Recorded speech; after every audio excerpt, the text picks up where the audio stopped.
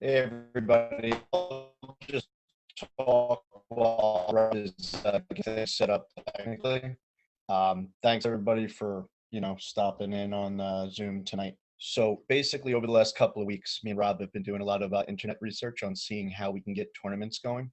We know that everybody really likes the tournaments. The kids love playing in them. We love going to watch them. We love hosting them. So obviously, we're not allowed to have them right now. So we've been really pulling our hair out trying to figure out different ways that we can do this. We know our 16s and 17s teams really want to get out there and play and get tape going for college coaches. We know that there's basically a lot of reasons to have tournaments. So we're going to kind of show you here what we've kind of come up with and what we want to do going forward. So I'll turn it over to Rob. Looks like he's ready there with the slides. Everybody, welcome. I'm going to go ahead and get started. So, right now our season is still, marching on as planned. We're going to end on or about March 1st. Again, if you came to the parent meeting before the season started, the reason being we're going to end there is that is when the planned start of Nassau County or Section 8 high school sports is set to start on or about March 1st. Suffolk County should be along the same lines. The New York City Board of Education, the athletics that falls under them is still up in the air. But we do, as part of Surge this year, we actually have participants from Brooklyn, Queens, Nassau, and Suffolk County. That's kind of why we started a month earlier and why we're ending on about March 1st. Right now, we're going to continue to adhere to our COVID regulations. Practices are still closed for parents. But if you are interested to see what like a practice looks like, or maybe see your son or daughter in the drill, we've been posting on our Instagram account at LI Surge Volleyball. Feel free to follow that as the season goes on here, and you can get some practice video. All right. Right now, under New York State, volleyball is considered a high-risk sport. So like in the three tiers of sports, volleyball is the highest category, along with football and wrestling and basketball, and some other sports. For whatever reason, New York State decided that was a high-risk sport. They are, in our opinion, we don't know really why they did that when soccer is not a high risk in other sports, but they did. And we've tried, on both the club angle and the high school level to get that modified, but it didn't look good, and it doesn't look promising moving forward. As part of those high risk regulations in the current phase that we're in, scrimmages and games are not allowed. So we can only basically train, and which is why we can practice and have, what club season we have. Now, those rules for New York State do not apply to other states, including New Jersey, Connecticut, Pennsylvania, and Maryland, where they classify volleyball as a moderate risk sport rather than a high risk sport. So, our governor, our laws were high risk, other states are not. So because of that, and we did have some parents ask if this could be a possibility. We've identified a handful of tournaments within a 4-hour drive from Nassau County. So, our base is Nassau County. We tried to keep it under 4 hours. So we found a handful from Atlantic City up to Massachusetts, Baltimore, like basically the whole East Coast, as far west as the Harrisburg, Hershey area, which comes in about 4 hours on Google Maps. Some of these tournaments that we found have a lot of room. Some of them do not have a lot of room. Other states, like I said, don't have the restrictions we do. So, those clubs in those states are booking tournaments, and we're right at the start of most club seasons where they're starting to book these events. And so we wanted to have this meeting, and if we're going to move, we're going to kind of have to strike while the iron's hot, so to speak. So that being said, because if we were to go to a tournament this year, we wanted to pick a two-day tournament Part of if everyone could just mute your mics at home, please, so we don't get any interference. Just double check that you're muted. Because of having to go such a far distance in the car, we figured a 2 days tournament would be a little bit better. Not every tournament has the same rules. Let me see if I can mute whoever is. It is okay. Some tournaments have strange rules, ones that we don't see in the traditional single day events. One of them is a stay to play, which means in order for us to play in their tournament, we have to go through their booking company, which requires 8 to 10 hotel rooms for 2 nights in order to be accepted. So not only do we get the tournament registration, we have to book their hotel through them.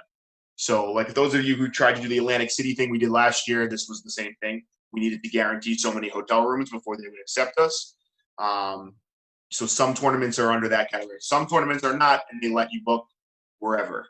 So because of these two kind of categories, depending on the tournament we go to, it's going to affect costs. In talking to tournament directors in these different events and doing some research online, the COVID rules for these tournaments are going to be very similar to kind of how the New York practices go. Any adult needs to wear a mask, whether you're a spectator or a coach. Players do not have to wear a mask on the court. They are welcome to if they choose, just like practice, but it's not mandatory. Some of the tournaments are allowing spectators. Some are allowing spectators with a limited capacity, and some may not allow spectators.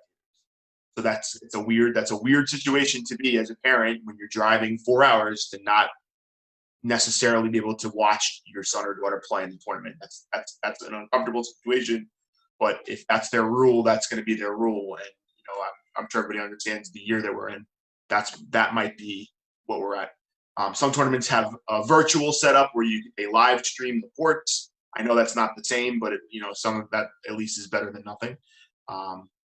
But in terms of wherever a team might go, it would be up to players and parents and families to research what are the COVID rules here. Can we go out to eat? Do we have to eat inside? Do we have to eat outside? I don't know all these rules offhand. We'd have to do our due diligence doing that kind of research. Here we go. The first thing we did is we wanted to talk to the coaches because all of our coaches have come on board with the Surge, knowing that we're not a travel club. We don't go to these overnight tournaments. We pretty much got everybody on board with going. Part of my lure to get them on board, and part of where I think we should go considering the pandemic is when the players are in the facility, the coach obviously would be part of the chaperoning, especially if the parents can't be there.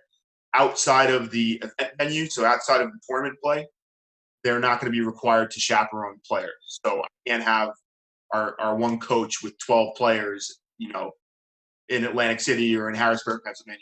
If you're going to go to the event, or the player is going to go to the event, as a parent, you're going to need to either arrange chaperoning for them or chaperone your own child.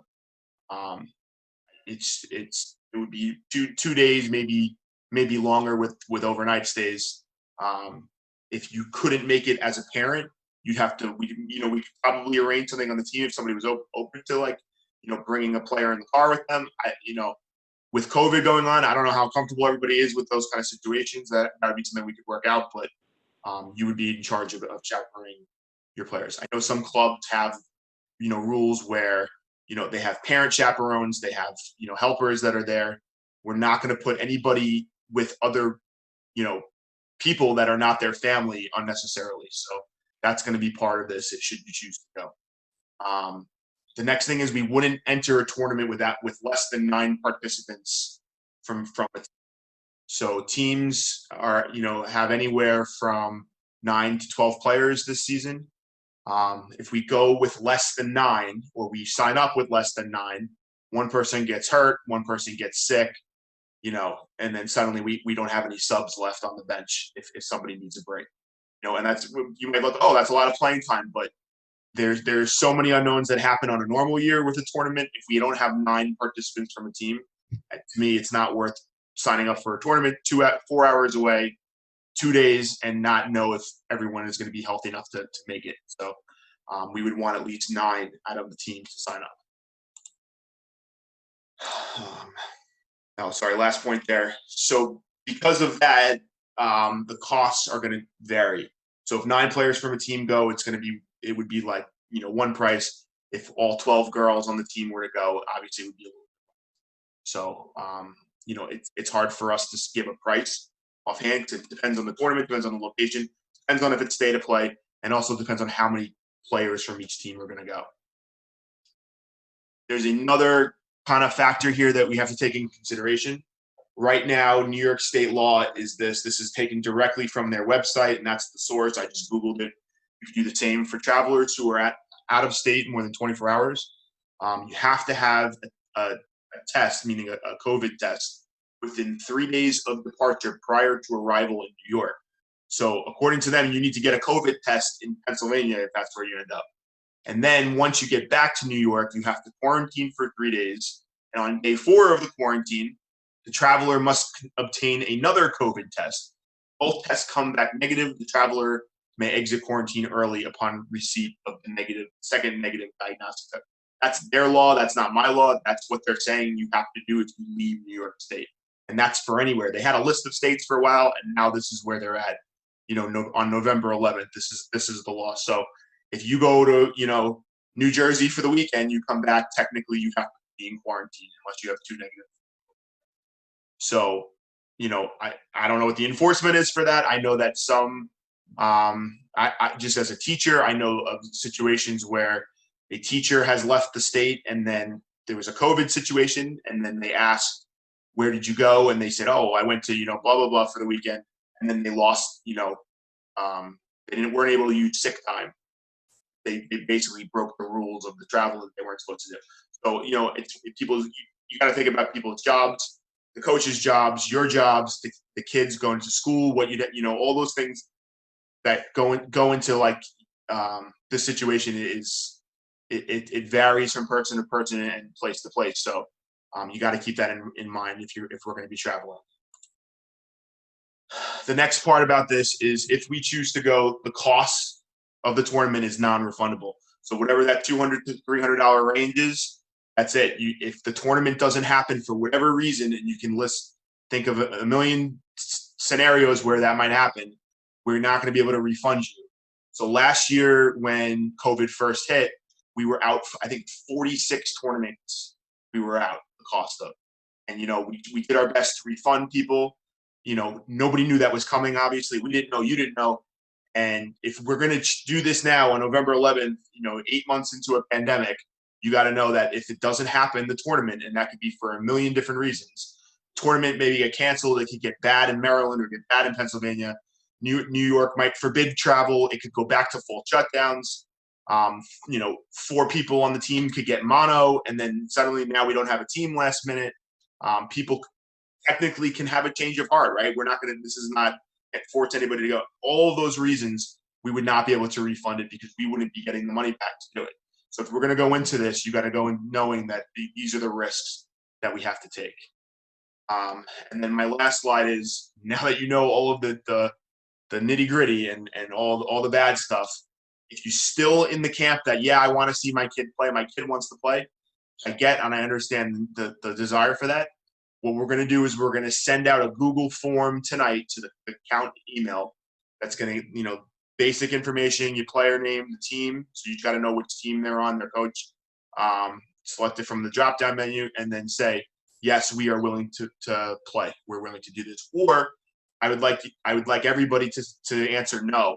I would like an answer from everybody. I don't want to have to hunt down answers from people who just didn't do the form and we're waiting. And I don't want to get closed out of tournaments if you're planning on going and just forgot to do the form. So this is the way we're going to know if a team is going to go and a team's not going to go. I'd imagine that some teams might go and some teams might not.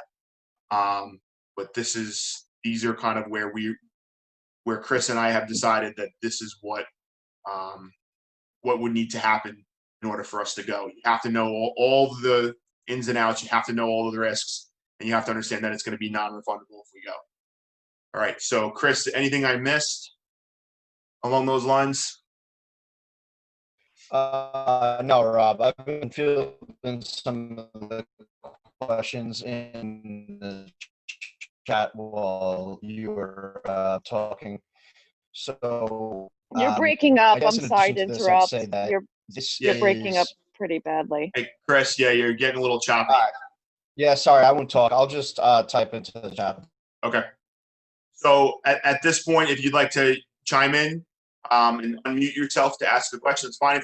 If you're more comfortable typing it into the chat, you can do that. I can also, I'm going to share this presentation with everybody too, so you'll have a copy of this information, these bullet points. So you want to make a decision. Oh, we're going to ask that you fill it out by Sunday. So you don't need to make a decision tonight. It would be by Sunday to make a decision. Hi, this is just Kelly Purdom. I have a quick question in regards to insurance. Sure. Just having it working in events in the past, I'm sure the tournaments probably don't supply the insurance, but is there a way we can look into an outside? Because I would pay $30 more just to insure, say, $1,500. And I'm pretty sure a lot of other people would feel the same way. Totally agree. So we did look into this, and COVID insurance is not being offered. So they have insurance for like typhoons and, natural disasters, and this does not fall under it. So we even looked at that for last year, and we actually offered an insurance policy for the Atlantic City tournament last year, and technically COVID did not fall under that as like an act of God. Like I don't know. The insurance is what it is, but we did look into that. And that is not it. If you find something and you're like, oh, hey, like I know of this. No, I'm sure they all updated their terms at this point, to your point. I know, yeah, so. Yeah.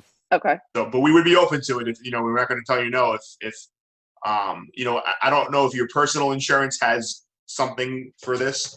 I know mine does not. So that's where we're at. I can call Amex for everybody. I'm sure a lot of us have Amex. We can see if they're covering it. I have to get back to the grandparents live in their basements. Hope to. I'm on Google Meet every day while I'm teaching, and I can't figure out Zoom now. Chat. I have a question about the testing, because my cousin's kids are traveling and they're doing hockey. They're not testing in and out of the state. So why are they requiring our kids to do it? So that's starting on Friday. That starts on Friday at 10 o'clock. That's the new Cuomo law. Everybody that leaves the state. It's 3 days out, 3 days in. Okay, I'm gonna go start reading through the chat here. If anybody wants to interject, please feel free. I thought the cost of tournaments was included. So right now the tuition is $1,100 for no tournaments, and then should tournaments happen in the capacity that we thought they might. Rob, sorry to interrupt you, Rob. I answered that one already. That one's all good. I apologize. Okay. No worries. Most of the questions in the chat I've gotten to. Am I breaking up again, or because it says I'm a little? Sounds okay. You're a little choppy. All right. So I'll go you back. I'll stop talking. Yeah.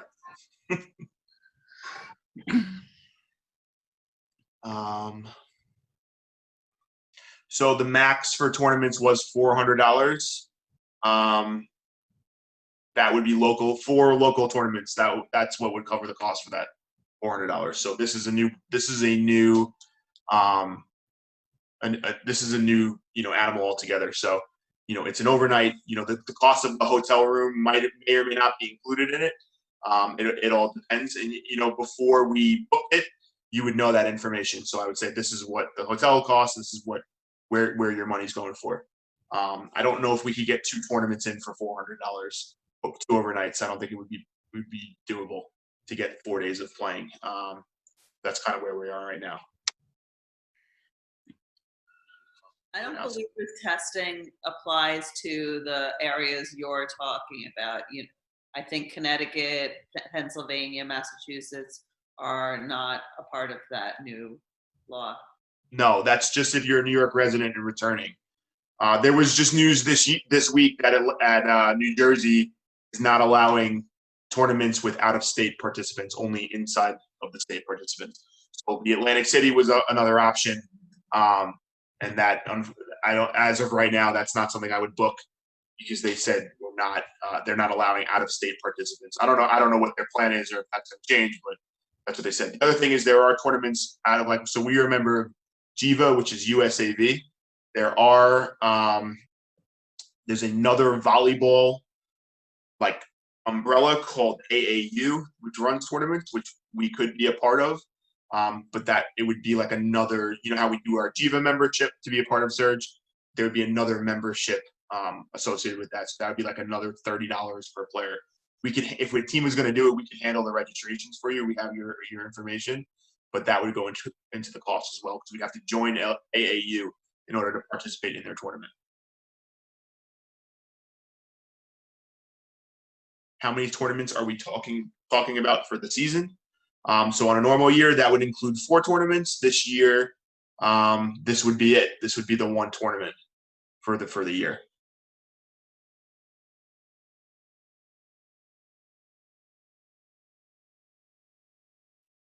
No, so this is the last, and I'm sorry if I skipped anybody's question. There are actual tournaments that are set up right now in other states. The other states are allowed to do it. The states are Pennsylvania, Connecticut, Maryland. It was New Jersey up until yesterday, the day before. Thank you, Danielle, for that link. And traveling would be less than 4 hours if they are happening.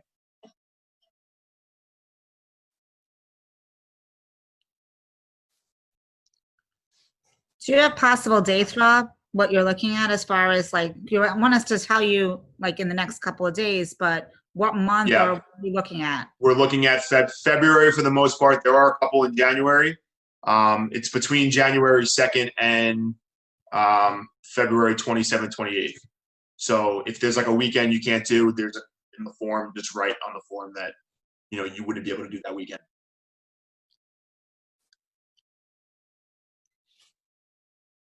To be honest, I don't know how other people's schools are doing it. I know that my daughter's school is the week after break. They're actually going to be remote learning from home in a quarantine situation to avoid everybody coming back and infecting each other. So I would lean heavily, if we were going to do this, to not doing that right after the holidays, because I feel like it's just sort of asking for trouble. I agree. So my top choice for everybody would be the 27th, 28th of February, which is the very end of our season anyway. It's in Hershey, Harrisburg. It's a 2-day tournament. It's not a stay to play, so you can book any hotel. It's a city, and I know there's a ton of hotels out there.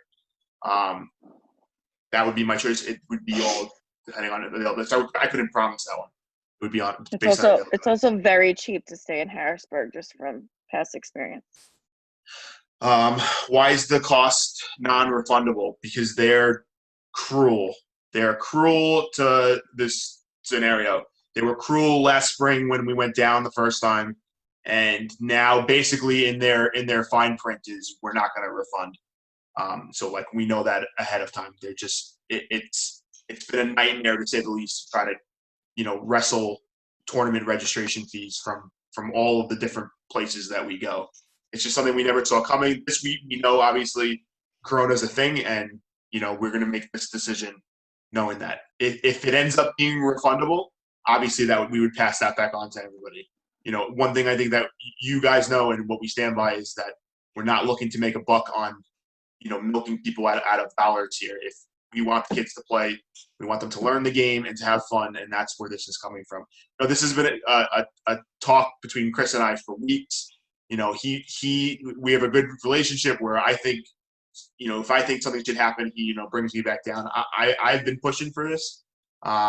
Chris, is a little bit more realistic and can file all this away with everything that's going on. If it was up to me, I would be like, let's go. Come on, let's go to Georgia. Let's go to Texas. That's kind of where I want the kids to play. So, let's see if I missed any questions. So if you say yes, you're sorry. When would you have to make? I'm sorry. When would you have to make payment? So the payment right now is scheduled for January 20th. That would cover this. So I'm going to piggyback on what Kelly said. I work in schools as well, and there's a great possibility Nassau is going to be closing from Thanksgiving in various school districts through Martin Luther King and even February break they're talking about because of the traveling, the large gatherings, the families, the holidays. So I don't know if we should err on the side of like, I don't know. I don't know what the right That's thing great to do. to think about before you make a decision. 'Cause Yeah. That's So definitely, wait, if we came to you next weekend and said, hey, we want to do this, and then the payments due January 20th, and we see, say, January 10th that it's still sideways, we could still pull the plug on it, or no? no, Okay. Yeah, you that's, can't. That's the surge payment plan was, the initial deposit. Okay. Yeah. So you'd be, that would really hurt us. And so I don't want to be in that position where now we're out money and you told us you were going to do it and then you're not doing it. And that's an uncomfortable position for me and you. So if you want to do this, make sure you know that is the money you're going to be risking. Okay. And that's why we're having this meeting, is we wanted you to know everything before Yeah. you. Well, just honestly, my daughter's probably going to stab me when she finds out. But as much as I know she wants to do this tournament, it's basically choosing between lighting potentially money on fire or having a crystal ball and saying this is going to go through. And it's just really hard to sort of be able to commit to that. That's why we didn't want to make the decision. We're putting it in your hands for that reason. It's, who. Well, that's not very nice. I'm sorry. I'm sorry. I'm just kidding. I'm just kidding. I want to be able to say, no, they made the decision for me, Belle. I'm so sorry. I don't know if you guys can hear me, but Marissa, we're trying to be as clear as we can about the cost, but it's basically impossible to be clear because for every age group, there's different tournaments that will fit different dates that will be best. Some are play to stay, which makes it more expensive. Some are not. Some are 2 days. Some have, guarantee you X amount of games. So there's a lot of variance in the cost that it could be. But it also depends on how many players go. So there's a lot of variables and cost, which is why we're giving you like kind of a range. Yeah, you got a little choppy there at the end, Chris. I don't know. So I know people said don't go after the holidays, but is it going to be better earlier or is it going to be better later? So like Exactly. Sorry, what is the cost of the hotels? Pretty reasonable from what I Googled. Yeah, Harrisburg, you can get a room for like $89-$99. Yeah, it depends on how fancy you want to get to. But yeah, I'm not talking the Bates Motel. This is like, it's like the Marriott. I think they have a couple of like the Bates Motel that are really, really cheap. If whatever you want to do is fine. Sorry, there's only 120 to enter. You can enter more than one. That would double all the costs. So if you're in contact with the other parents and you want to do, I'd have to obviously make sure the coach is available. That's another factor too, is that we're holding them to give up their weekend for this. So, and they're on board for the one. I'd have to double check on the second. How can they justify not refunding and they don't provide a tournament? It's a crazy risk to take, unfortunately, given the current state of things. Yep, I agree, Mrs. Kilcar. Would all teams go to the same tournament? No. It depends on availability. The boys and the girls don't run usually the same event. Majority of the teams want to go when it's just, is there a penalty or issue with not going? There is no penalty. So if you as a team, or you as an individual decide this is not for you, the team won't know it was you that said no. The coach won't know that it was you that said no. The only people that will know is me and Chris. So there is no penalty. There's no anything. And then again, if you don't go and suddenly, the cure comes out and we're back doing tournaments in the spring, that's not off the table with this. If you don't okay. Yeah. So that's still, in the back of our minds with all this. Yeah, I'm hoping I sound a little better. I tried to move to a different room in my house. I'm sure I don't. But yeah, you do. I do? All right, great. Yeah. All right. The plan was always for local tournaments. If January 1st rolls around and things are normal, then that's what we do. This is just us trying to get games any way we can, get tournaments any way we can. I just want you to know that I really appreciate it. I'm just literally just asking the questions that I know we're all trying to ask Yeah, ourselves. that's fine. No, listen, we understand. And we appreciate that too. Yes, they have group rates at hotels. So if we're going to do that, maybe I'll elicit some help from parents. If we find any good deals and stuff like that, that would be great. So it will cost additional $400 to Surge in addition to the cost of the hotel, just the cost of storing in the hotel. I'm a little confused with that question. So it wouldn't probably be the full 400 for the one tournament. So whatever that number is, that's all that would get deducted from your credit card. It wouldn't be the full 400. So let's say it's $150. $250 would come out on January 20th.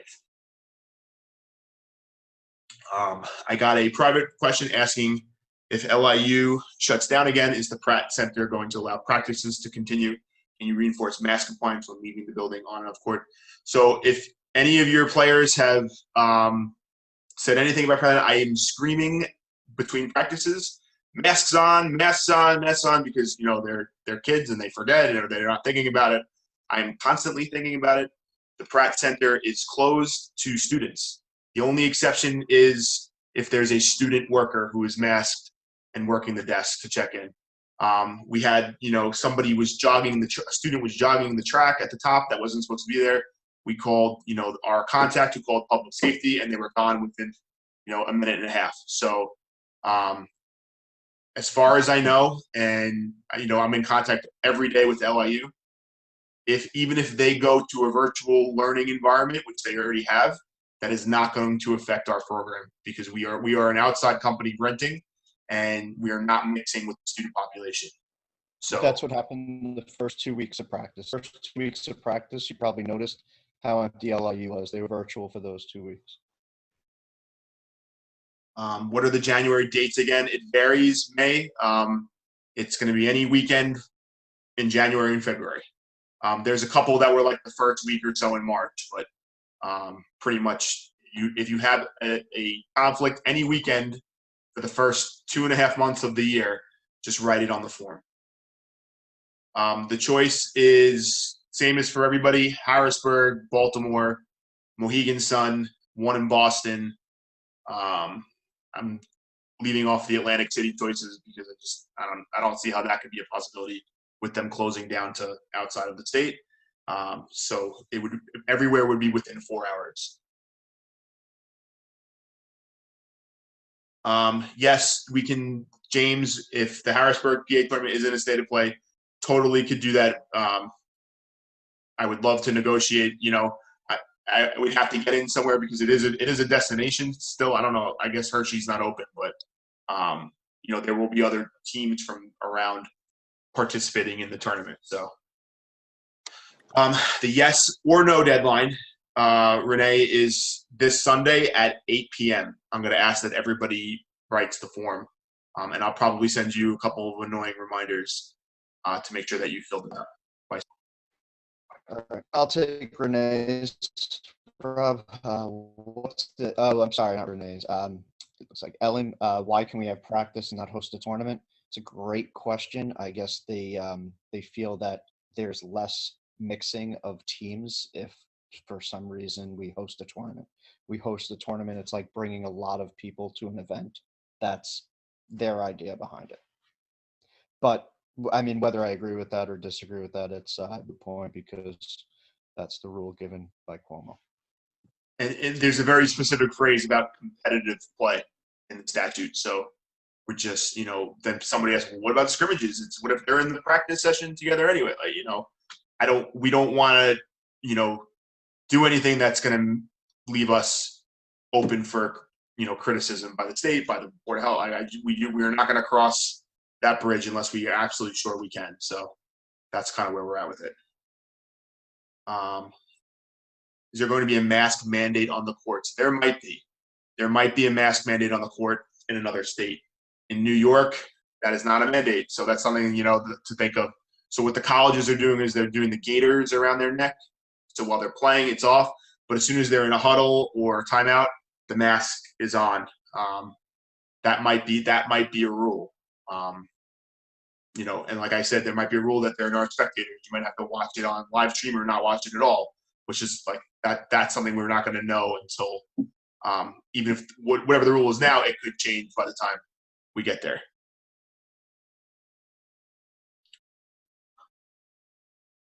Do you know when those are? When those tournaments are? I'm not sure what that means. What are the dates for the Mohegan Sun tournament? I know Mohegan sounded good to me too. I believe that's the first weekend in February, Mohegan Sun. Mohegan Sun is an AAU tournament, so we'd have to join AAU for that one. I mean, I'm sure the parents wouldn't mind not watching the tournament there. I know, right? Oh no, I have to stay in the casino for a little while. Oh, no. I make this as punny as I can. If I had to bet, I would say that would be a tournament that would go on too, because it's on an Indian reservation and there's no laws. Right, but I also know that Navajo Nation is trying desperately to get their numbers under control. All right, so Dates it wouldn't be so good, but the one in Pennsylvania is for all of our age groups, yes. Not 18s, I shouldn't say that. The Pennsylvania Harrisburg Hershey one does not have an 18s. Well, they do, but there was like a weird clause. You had to be like willing to take a national bid to go to. I don't know. There was something I got to look into that. But everybody but the 18s, I think, is a definite yes. Could we be provided with the dates of the Baltimore Mohegan? Yeah, give me 1 second, Chris. If you want to take over, I'm just going to minus out here. I can't minus. Here.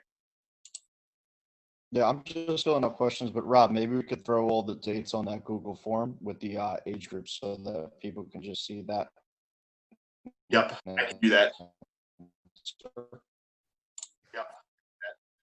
We could just put that together, and so they know their age, and then they can see the dates of the tournaments and the ones that are applicable to them, and they'll know whether or not they can make it those weekends and whether or not it's an even choice for them. Yes, that would be great. Thank you. Yeah, I mean, it's probably easier to have something written out anyway, because I know if you told me a date right now, I'd probably forget it as soon as I hung up. That would be great. Thank you so much. I'm sorry if I was a little unclear with, do you know when those are yet? Oh, yeah. Okay. Okay, thank you.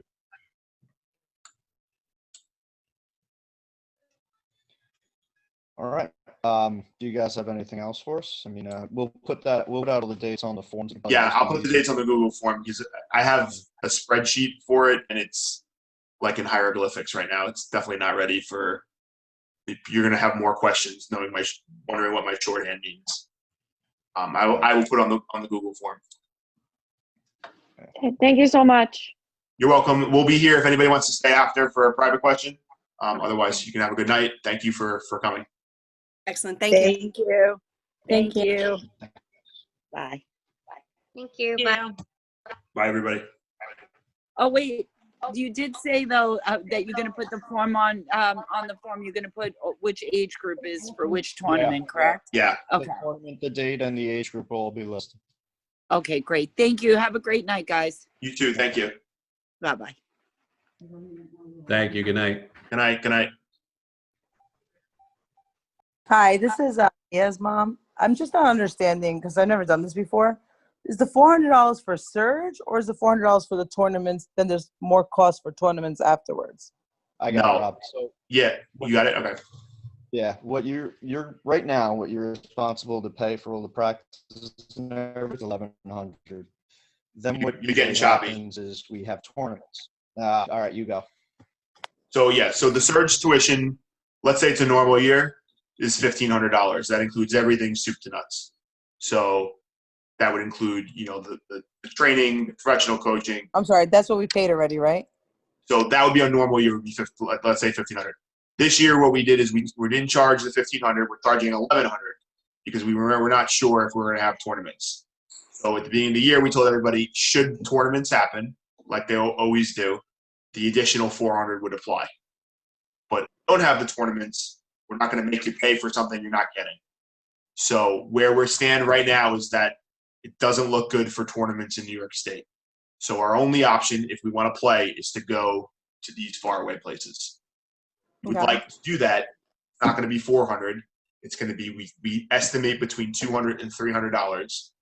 And that would include a 2-day tournament far away.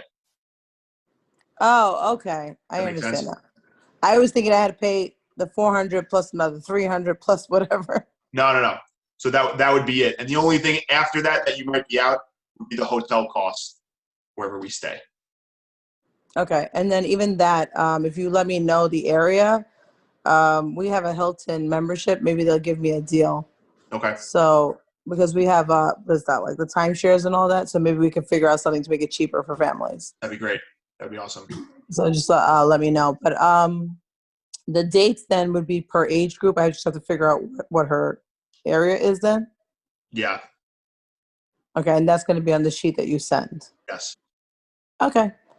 And then, my other question was, because me and my husband already had COVID, and she looks like she's immune, but we would test her for antibodies. Would that equate to like having the testing for the actual COVID? Because for us, like we have an antibodies thing that we show. Yeah. So this isn't something we're going to check. This is you'd have to send it to Cuomo. I don't know. I don't even know where you send it. Yeah. No, I thought it was something that. No, there's no way on this earth I'm checking people's COVID tests for this. You got to like work that out with your employer, and I don't know. Like, so we're covering our bases by letting you know that that's the law. Oh, okay. All right. So, I mean. Yeah, Marissa, so that's more for you going back to work and daughter going back. Oh no, we're both home. He's on disability from COVID, and I'm stuck home from COVID. It was a great run for us getting it. So I mean, if parents are cautious, like truth, we had a hard hit with it. So I mean, but like we're past that point now. So I mean, just it's good to let the parents know. But I mean, it was a long run for us. So okay, gotcha. All right, thank you so much. No problem. Bye bye.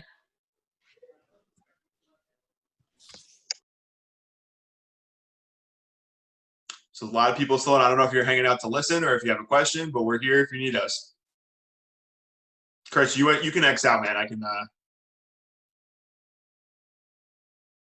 I definitely am not hearing what you're saying. You're on mute.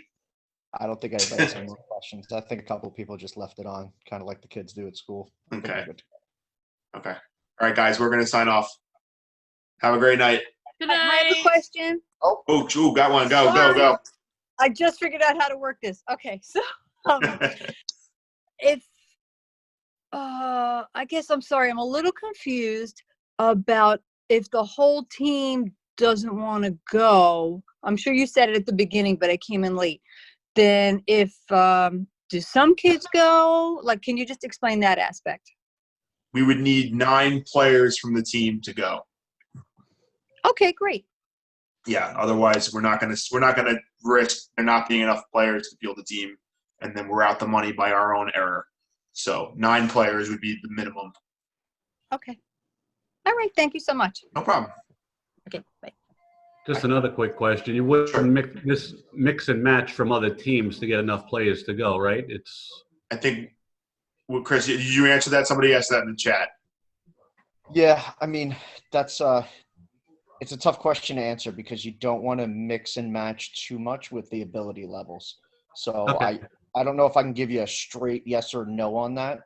Like if I got the best 2 players from a 2s team that want to go and like 8, 7 players from a 1s, and I know that this is going to be a good match and, more or less the girls are going to be able to play together, then I think that could be a move. But if their ability levels are too far gone, I don't think it's good for any of the girls in that situation to be playing up real high or to be playing down real low. So case by case basis would be my best answer for you. And we want them to practice together too. And if there's just the logistics with trying to keep them separated and then having 5 girls from one team and 5 girls the other, they'd have to figure out positions. Yeah, coach has to figure out where to play what girls, how they play best in said position without having coach. It's not an easy sport to just wing it when we get there, No, I know. I'm kind of new to it. I was just wondering how it worked out. Okay. Yeah. There would be a situation where it could happen. I would say unlikely. Okay. Thanks, guys. You got it. Have a good night. Good night.